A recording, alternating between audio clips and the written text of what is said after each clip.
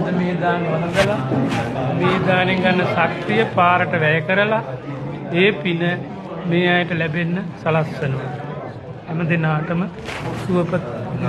සුවපත් වීම පිණිස පාදචාරිකාවේ ලොකු සන්නසගෙන් මම ඇහුවා දැන් මේ උදේ ගිලම්පස මොහොතට දෙන දානයක් මෙතනත් ගොඩක් දේවල් ඒ අය හදලා තියෙනවා. ඉතින් මම ඇහුවා දැන් උදේ දානෙට දවල් දානෙට අතරමැද හින්දා දාන තුනක් තුනද කියලා.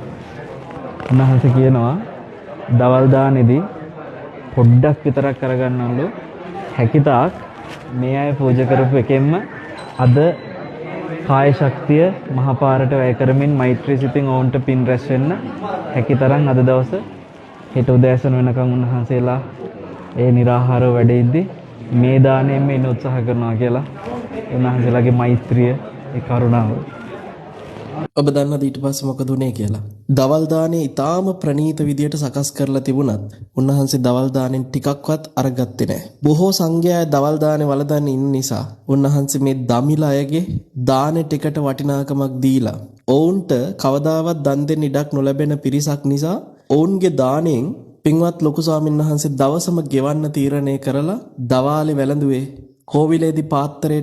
කෝවිලේදී පාත්‍රය තුලින් තියාගත්ත ඉඩ්ලි තෝසේ ටික විතරයි. උන්වහන්සේට එදා හොද්දටම උණ තිබුණා. බොහෝ දෙනා යෝජනා කරා ස්වාමීන් වහන්සේ උණ පිටින් මේ වෙලාවේ වඩින්න එපා, වෙහෙස වෙන්න එපා කියලා. නෑ.